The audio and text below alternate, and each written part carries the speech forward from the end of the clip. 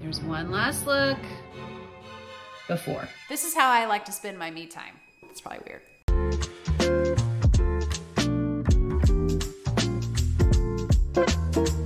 Hi there, it's Julie with SortWell Organizing Company, where it's my goal to help you get sorted to live well. So we've got this hall closet that's in between my kids' bedrooms. I put a lot of crafts and games and puzzles, oh my, which is great, and I still want it to function in that regard, but it was a mess and it was driving me a little crazy.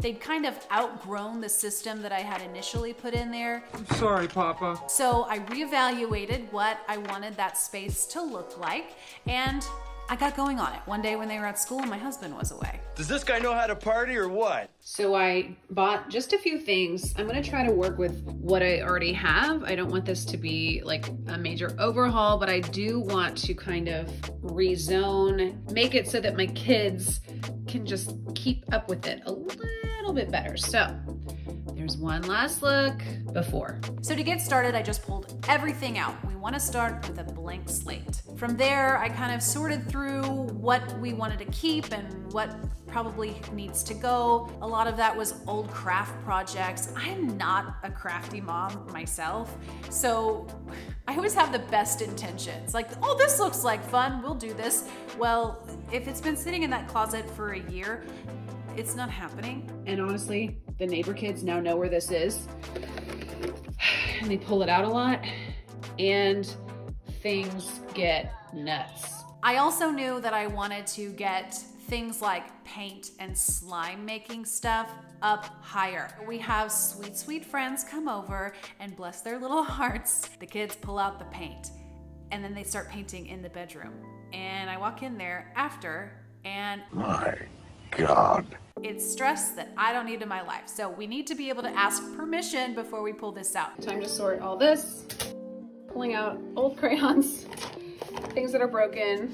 That's cute. I just cleaned this out, but I like to keep this on hand for travel so that you can just pack it with whatever they're into coloring with at the moment and stick it in the car. We made some changes in this closet. I don't have babies anymore, but I do like to keep some baby toys because we still have friends that are still having babies. And then I made this the Play-Doh cart. It used to be the craft cart.